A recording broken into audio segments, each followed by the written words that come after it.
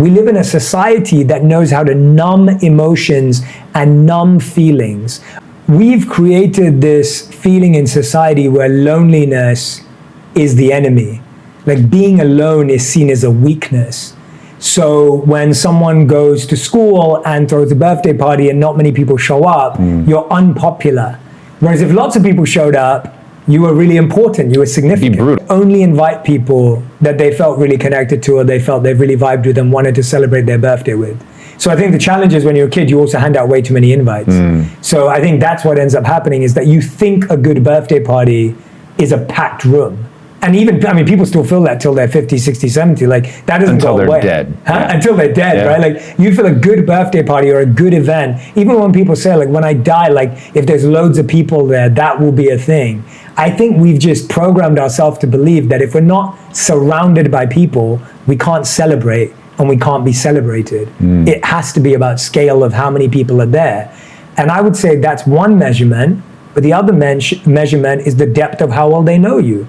My recommendation is, in your week, there has to be at least 1 hour that you spend by yourself. And in that hour, you're not watching a show, you're not reading a book, you're not on your phone scrolling. So you're not distracting yourself with anything or stimulating yourself with anything external. And you're sitting there and just observing your thoughts. Now, 1 hour is going to seem like a long time in the beginning, but I'm saying 1 hour would be great in a week. If you're starting that at 10 minutes, that's brilliant. That's enough. The studies show we have 60 to 80,000 thoughts per day, and 80% of them are negative and 80% of them are repetitive.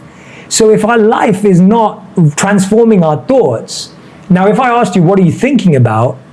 You're a self-aware person. I'm pretty sure you could tell me on any given moment what you're thinking about. You ask most people what they're thinking about, the reaction will be an emotion, like I'm just stressed, I've got too much on at the moment, but we can't be really clear. So what this is giving you is a clarity of what are those repeating negative thoughts and how do we want to change them? So that's step one, is even becoming aware of the thoughts. So if I ask an average person, when you wake up in the morning, what's the first thought you have?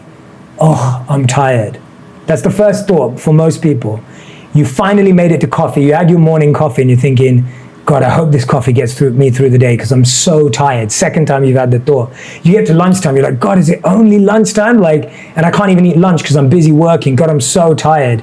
You get to 6 p.m., maybe you've got to work an extra hour because no one finishes work at 6 anymore. 7 p.m. you finish, you go, I'm exhausted, I can't wait to get home. You get home and somehow at 11:37 p.m. you get the courage to watch another episode and you repeat the cycle, right? That's a 6 thoughts in the same day. If I didn't give myself that, and all I keep saying all week is I'm tired, then it gets to the weekend, my friends are coming and I'm like, God, I wish they weren't coming today. Then they leave and I'm like, oh God, I'm so relieved that they left. I wish they would have left earlier, right? It's like all negativity just brewing. And so what I'm saying is accept the feeling. And what are you going to do about it? Yeah, that's the question I was asking myself is, and now what? And now what? This bad thing has happened. If and this, now then what? That. And if this, then that. Like, if I get tired during the week, then I will cancel my plans on the weekend. If I have weekend plans that are really important, I'll sleep early on the weeknight so that I'm ready for it. So like this week, I'm with you. I've got something every night this week. Every night there's an event. So I know that this weekend needs to be restful. I just gave myself permission to do nothing for 4 days. It was beautiful because my other days have been so busy. But if I'm not having time to structure and think about these things, you're literally running from one thing to another. So I feel like people are chasing peace. People are chasing peace, not realizing that when they slow and still and make that space, they then learn how to find peace. So people are looking for peace in the meditation. That's not how it works. The meditation creates the space for you to figure out how to create peace in your life. That's where the peace is. For a lot of people, just sitting there with their thoughts is stressful. People don't respect themselves, or their self-respect is fragile. Yeah. And being alone with their thoughts is just going to be intrusive, and they're going to lose more respect. I guess because that was the thing that I struggled with in the beginning, and have spent my entire life making sure that I can be alone. Because I always tell people the only thing that matters is how you feel about yourself when you're by yourself. So the only thing I can think is when people are alone, they don't feel good about who they are, and so they seek distraction. That's it. I think the biggest thing is that when we're left alone to ourselves, we hear things that we may not be comfortable with. I don't like where my life is going. I'm not happy with how I look. Everyone else is doing better than me. Oh, they just got proposed to and I'm still alone.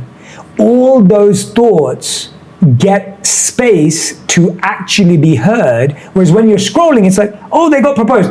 Oh, cute bunny. Oh, like you're not even listening. You're scrolling a thought. That's literally, we're scrolling away thoughts. And that gives us a sense of comfort that we don't spend longer than 3 seconds on a thought. But then when you're asked to spend 3 minutes or more on a thought, that thought gets to like grow and build and become scarier and bigger, almost like a monster. That unknown of it, right? It's like, I think that what people are most scared of is they've been trained to numb themselves. We live in a society that knows how to numb emotions and numb feelings, right? I'm so upset about something, I'm going to go and drink alcohol to numb that feeling, to not experience that feeling. I messed up at something, I'm gonna go and gamble away my money to numb the feeling that I felt. I'm gonna go and watch something on TV because I just wanna numb how I feel right now.